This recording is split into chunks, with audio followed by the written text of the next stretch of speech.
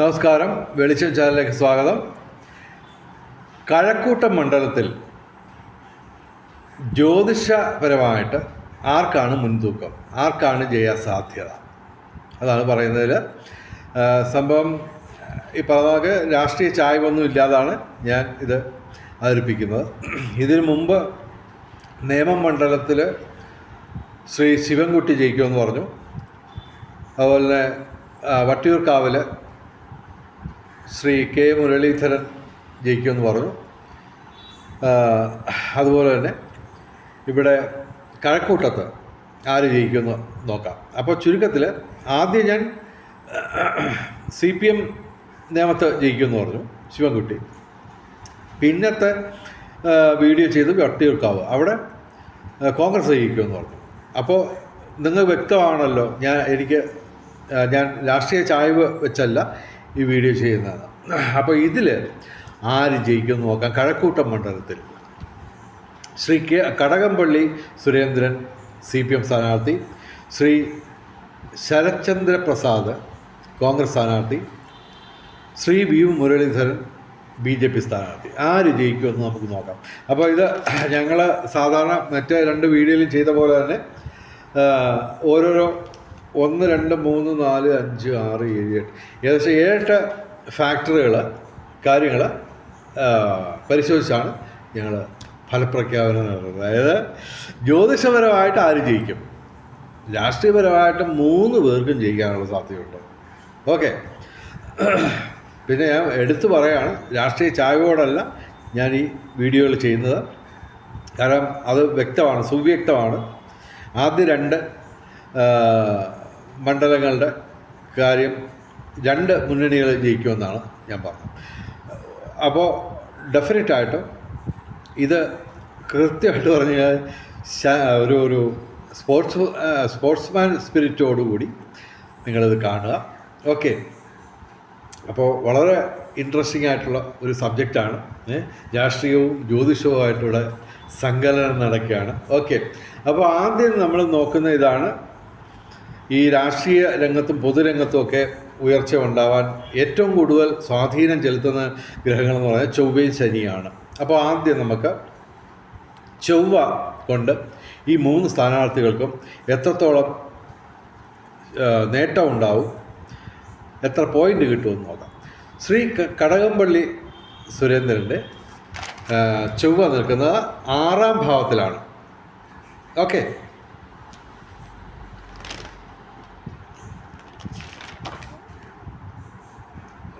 ക്ഷമിക്കണം, 6ാം ഭാവത്തിലല്ല, കർമ്മഭാവത്തിൽ 10ാം ഭാവത്തിൽ അനുകൂലമായിട്ടാണ്. ഓക്കെ, അപ്പോൾ അവിടെ അദ്ദേഹത്തിനൊരു +1 മാർക്ക് കൊടുക്കുന്നു. സ്വക്ഷേത്ര ഫലം ഒന്നുമല്ല, 10ാം ഭാവത്തിൽ നിൽക്കുന്നു, കർമ്മഭാവത്തിൽ. അപ്പോൾ ആ അനുകൂലമാണ്. ശ്രീ V മുരളീധരൻ്റെ ചൊവ്വ നിൽക്കുന്നത് സ്വക്ഷേത്ര ബലവാനാണ് ആയാണ്, പക്ഷേ 12ാം ഭാവത്തിലാണ്. എങ്കിലും സ്വക്ഷേത്രപരമായ സ്വക്ഷേത്രപരമായ ചൊവ്വയ്ക്ക് രുചക യോഗമുണ്ട്. അപ്പോൾ അതുകൊണ്ട് 12ാം ഭാവത്തിലാണെങ്കിലും ഞാൻ അവിടെ ശ്രീ V മുരളീധരന് +2 മാർക്ക് കൊടുക്കുന്നു. ഓക്കെ, ശ്രീ ശരത്ചന്ദ്ര പ്രസാദിൻ്റെയും ചൊവ്വ ശക്തമാണ്, പക്ഷേ സ്വക്ഷേത്ര ബലവാനല്ല. അത് 6ാം ഭാവത്തിൽ അനുകൂലമായിട്ട് നിൽക്കുന്നു, ചൊവ്വാദോഷമില്ല. ഓക്കെ, അപ്പോൾ 6ാം ഭാവത്തിൽ ശരത്ചന്ദ്ര പ്രസാദിന് ചൊവ്വ നിൽക്കുന്നതിനാൽ നമ്മൾ +1 മാർക്ക് കൊടുക്കുന്നു. ഓക്കെ, ഇനി ശനിയുടെ കാര്യം നോക്കാം. ശ്രീ കടകംപള്ളിയുടെ ശനി നിൽക്കുന്നത് 7ാം ഭാവത്തിലാണ്, ശക്തമല്ല. ഓക്കെ, അപ്പോൾ അവിടെ അദ്ദേഹത്തിന് 0 മാർക്കാണ് കിട്ടുന്നത്.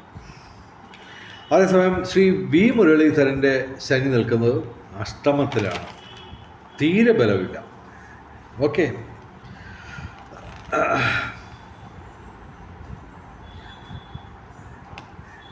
അഷ്ടമത്തിലാണ്. ഓക്കെ, തീരെ ബലമില്ല. അപ്പോൾ അവിടെ അദ്ദേഹത്തിനും V മുരളീധരൻ ജിക്കും 0 മാർക്കാണ് ശനിയുമായിട്ട് ബന്ധപ്പെട്ട് നമ്മൾ കൊടുക്കുന്നത്.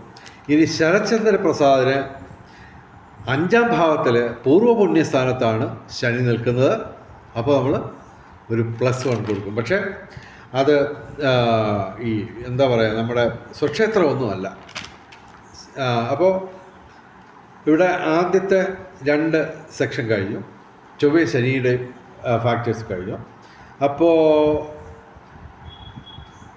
ശ്രീ വി മുരളീധരൻ 2 പോയിൻറ്റും ശരത് ചന്ദ്ര പ്രസാദിന് 2 പോയിൻറ്റും ശ്രീ കടകംപള്ളിക്ക് 1 പോയിൻറ്റുമാണ് നമ്മൾ കൊടുത്തേക്കുന്നത്. ഇനി മഹാദശയും അന്തർദശയും നോക്കാം. ശ്രീ കടകംപള്ളിയുടെ മഹാദശ എന്ന് പറയുന്നത് രാഹു ദശയാണ്, സർപ്പത്തിൻ്റെ ദശയാണ്. പക്ഷേ രാഹു ശ്രീ കടകംപള്ളിയുടെ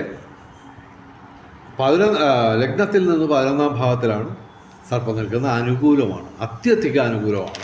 അപ്പോൾ പൊതുവെ രാഹു ദശ എന്നൊക്കെ പറയുമ്പോൾ പൊതുവെ ആൾക്കാരൊക്കെ പേടിക്കും. പക്ഷേ സംഭവം 11-ാം ഭാവത്തിൽ ലാഭസ്ഥാനത്ത് രാഹു വരുമ്പോൾ ഇദ്ദേഹത്തിന് രാഹു ദശ പൊതുവെ നന്നായിരിക്കുമെന്ന് മാത്രമല്ല ലോട്ടറിയൊക്കെ അടിക്കുകയും ചെയ്യും. അപ്പോൾ രാഷ്ട്രീയത്തിൽ ഭാവി ഇല്ല, അഥവാ തോറ്റുപോയാലും ഇദ്ദേഹത്തിന് ലോട്ടറിയിൽ ഭാഗ്യം ഉണ്ടായതുകൊണ്ട് കാര്യം നടന്നു പോകും. ഇനി ശ്രീ വി മുരളീധരൻ്റെ മഹാദശ, അത് അഷ്ടമത്തിൽ നിൽക്കുന്ന ശനിയുടെ മഹാദശയാണ്. അപ്പോൾ അദ്ദേഹത്തിന് നമ്മൾ 0 മാർക്ക് കൊടുക്കുന്നു. ശ്രീ ശരത്ചന്ദ്ര പ്രസാദ്, അദ്ദേഹത്തിൻ്റെത് മഹാദശ വ്യാഴദശയാണ്. അത് 4-ാം ഭാവത്തിൽ ഗുണദോഷ സമ്മിശ്രമായിട്ട് നിൽക്കുന്നു. അപ്പോൾ അദ്ദേഹത്തിന് നമുക്കൊരു 1 പോയിൻ്റ് കൊടുക്കാം. ഓക്കെ. ഇനി അന്തർദശ. ഓക്കെ. ശ്രീ കടകംപള്ളിക്ക് രാഹുവിൽ നിന്ന് 4-ാം ഭാവത്തിൽ നിൽക്കുന്ന വ്യാഴമാണ്, വ്യാഴത്തിൻ്റെ അപഹാരമാണ് അന്തർദശ. അപ്പോൾ അദ്ദേഹത്തിനൊരു +1 പോയിൻ്റ് കൊടുക്കാം നമുക്ക്. അതേസമയം ശ്രീ വി മുരളീധരന് ശനി മഹാദശയിൽ, അതായത് അഷ്ടമത്തിൽ നിൽക്കുന്ന ശനി മഹാദശയിൽ ശനിയുടെ തന്നെ അപഹാരമാണ്. അപ്പോൾ അദ്ദേഹത്തിനും 0 മാർക്കേ നമ്മൾ ഈ സ്റ്റെപ്പിൽ കൊടുക്കുന്നുള്ളൂ. ശ്രീ ശരത് ചന്ദ്ര പ്രസാദ്, അദ്ദേഹത്തിൻ്റെ അന്തർദശ എന്ന് പറയുന്നത് വ്യാഴ മഹാദശയിൽ 4-ാം ഭാവത്തിൽ അനുകൂലമായിട്ട് നിൽക്കുന്ന ബുധൻ്റെ അന്തർദശയാണ്. അപ്പോൾ അദ്ദേഹത്തിന് നമ്മൾ +1 മാർക്ക് കൊടുക്കുന്നു. അപ്പോൾ 4 റൗണ്ട് കഴിയുമ്പോൾ ശ്രീ കടകംപള്ളിക്ക് 4 പോയിൻറ്റും ശ്രീ വി മുരളീധരന് വെറും 2 പോയിൻറ്റും ശ്രീ ശരത് ചന്ദ്രപ്രസാദിന് 4 പോയിൻറ്റുമാണ് കിട്ടിയേക്കുന്നത്. അവിടെ 4-ാമത്തെ റൗണ്ട് കഴിയുമ്പോൾ ശ്രീ കടകംപള്ളിയും ശരത്ചന്ദ്ര പ്രസാദും 4 പോയിൻറ്റുമായിട്ട് 1-ാം സ്ഥാനത്തും 2-ാം സ്ഥാനത്ത് 2 പോയിൻറ്റുമായിട്ട് ശ്രീ വി മുരളീധരൻ നിൽക്കുകയാണ്. ഇനി അടുത്ത പടിയിലേക്ക് നോക്കാം. യോഗങ്ങൾ എന്തൊക്കെ വരുന്നുണ്ട്. ശക്തമായ യോഗങ്ങൾ മാത്രമേ നമ്മൾ കണക്ക് കൂട്ടുന്നുള്ളൂ.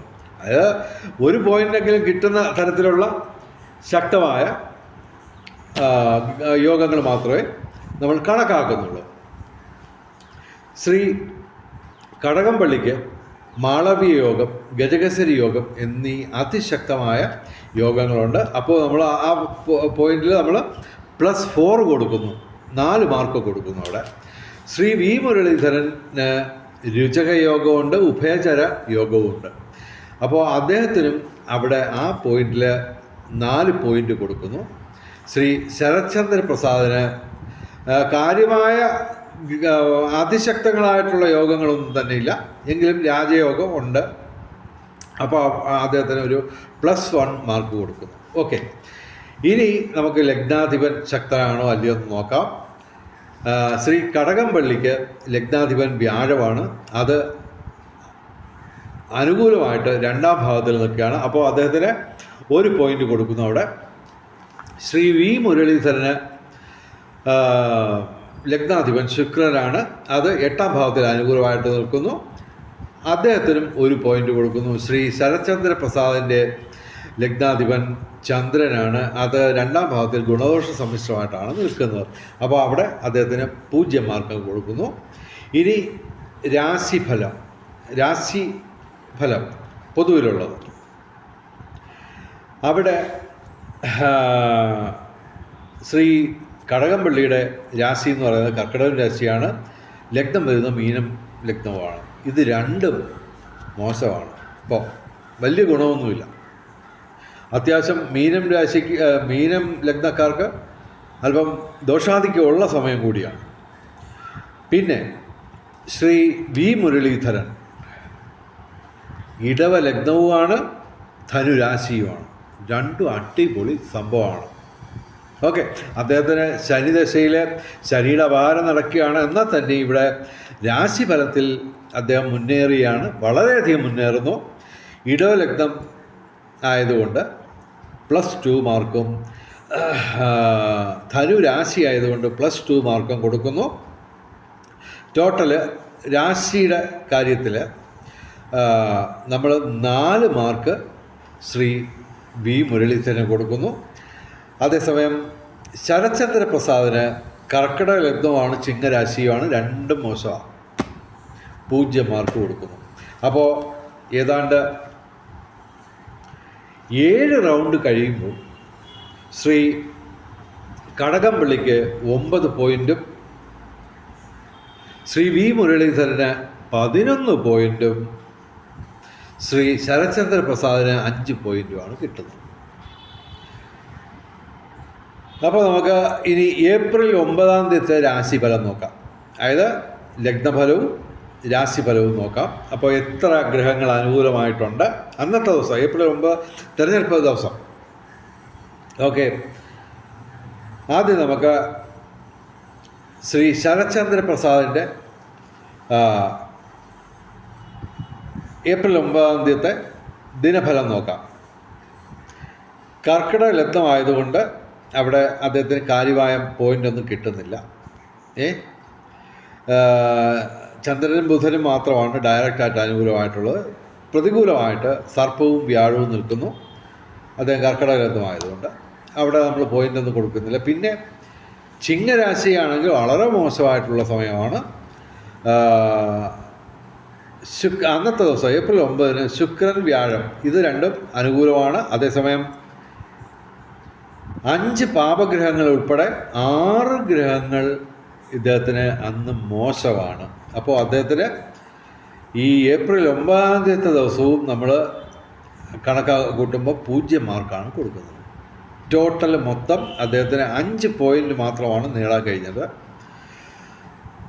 പിന്നെ നമുക്ക് കടകംപള്ളിയുടെ ദിനഫലം നോക്കാം. ഏപ്രിൽ 9-ന് ഈ കടകംപള്ളിക്ക് എന്താണ്, നല്ലതാണോ അല്ലെങ്കിൽ ചീത്തയാണോ എന്ന് നോക്കാം. അദ്ദേഹം മീനം ലഗ്നമാണ്. അപ്പോൾ അദ്ദേഹത്തിന് ശുക്രൻ, ചന്ദ്രൻ, ശനി ഇവ അന്ന് അനുകൂലമാണെങ്കിലും അദ്ദേഹത്തിന് 4 പാപഗ്രഹങ്ങൾ പ്രതികൂലമാണ്. ബുധനും പ്രതികൂലമാണ്. അതുപോലെ തന്നെ കർക്കിടക രാശിയാണ്. അപ്പോൾ അവിടെയും അദ്ദേഹത്തിന് മാർക്ക് കിട്ടുന്നില്ല. അപ്പോൾ ചുരുക്കത്തിൽ ഏപ്രിൽ 9-ാം തീയതി കടകംപള്ളിക്ക് അത്ര നല്ല ദിവസമൊന്നുമല്ല, അത്യാവശ്യം ദോഷാധിക്യമുള്ള ദിവസമാണ്. അപ്പോൾ നമുക്ക് ഇനി ശ്രീ വി മുരളീധരൻ്റെ ഏപ്രിൽ 9-ാം തീയതി ദിവസത്തെ രാശിഫലം നോക്കാം. ലഗ്നഫലവും നേരത്തെ പിടിച്ച് ഗ്രഹങ്ങൾ അനുകൂലമാണ്. ഇടവ ലഗ്നത്തിന് അദ്ദേഹം ഇടവ ലഗ്നമാണ്. അപ്പോൾ ഇടവ ലഗ്നത്തിന് അന്ന് അത്യധികം ഗുണാധിക്യമുള്ള ദിവസമാണ്. 6 ഗ്രഹങ്ങൾ അദ്ദേഹത്തിന് അനുകൂലമാണ്. അതേസമയം ചന്ദ്രൻ മാത്രം പ്രതികൂലമായിട്ട് നിൽക്കുന്നു. ഓക്കെ, അതുപോലെ തന്നെ അദ്ദേഹം ധനുരാശിയാണ്. അന്നത്തെ ദിവസം ധനുരാശിക്ക് 5 ഗ്രഹങ്ങൾ ഡയറക്റ്റായിട്ട് അനുകൂലം, പ്രതികൂലമായിട്ട് 2 ഗ്രഹങ്ങൾ മാത്രവും. അപ്പോൾ ടോട്ടൽ 3 ഗ്രഹങ്ങൾ പ്രതികൂലവും 11 ഗ്രഹങ്ങൾ അനുകൂലവുമാണ്. അപ്പോൾ അവസാന റൗണ്ടിൽ ശ്രീ വി മുരളീധരനെ ഞങ്ങൾ ബാക്കി 2 പേർക്കും 0 മാർക്കാണ് കൊടുത്തേക്കുന്നത്. അതേസമയം ശ്രീ വി മുരളീധരന് ഏപ്രിൽ 9-ാം തീയതി രാശിഫലം നോക്കുമ്പോൾ 8 പോയിൻ്റാണ് ഞങ്ങൾ കൊടുക്കുന്നത്. ഓക്കെ, അപ്പോൾ ടോട്ടൽ മൊത്തം ടോട്ടൽ ഓരോരുത്തർക്ക് കിട്ടിയ പോയിൻ്റുകൾ നോക്കാം. ശ്രീ ശരത്ചന്ദ്ര പ്രസാദിന് വെറും 5 പോയിൻ്റുമായിട്ട് 3-ാം സ്ഥാനത്താണ്.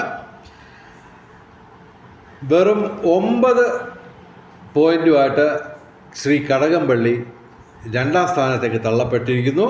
ഇവിടെ വിജയിക്കുന്നത് ശ്രീ വി മുരളീധരനാണ്, BJP സ്ഥാനാർത്ഥിയാണ്. അദ്ദേഹത്തിന് 19 പോയിൻ്റാണ് കിട്ടിയേക്കുന്നത്. അദ്ദേഹത്തിൻ്റെ 4 ഏലത്ത് ഒരു സ്ഥാനാർത്ഥിയും വരുന്നില്ല ജ്യോതിഷപരമായിട്ട്. ഇപ്പോൾ നിങ്ങൾക്ക് വ്യക്തമായല്ലോ. ആദ്യം ഞാൻ നിയമത്തിൻ്റെ ഫലം പറഞ്ഞപ്പോൾ ഞാൻ CPM ജയിക്കുമെന്ന് പറഞ്ഞു, BJP തോക്കുമെന്ന് പറഞ്ഞു.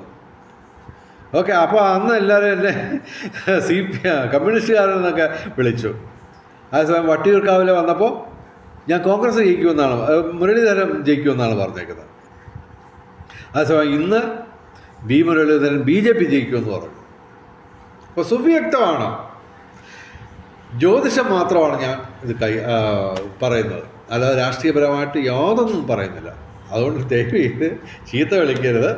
ഓക്കെ, കഴിഞ്ഞ ഇതിലൊക്കെ നിയമത്തെ വീഡിയോയുടെ താഴെയുള്ള കമൻറ്റ് ബോക്സിൽ നിരവധി പേര് വിമർശിച്ചിട്ടുണ്ട്.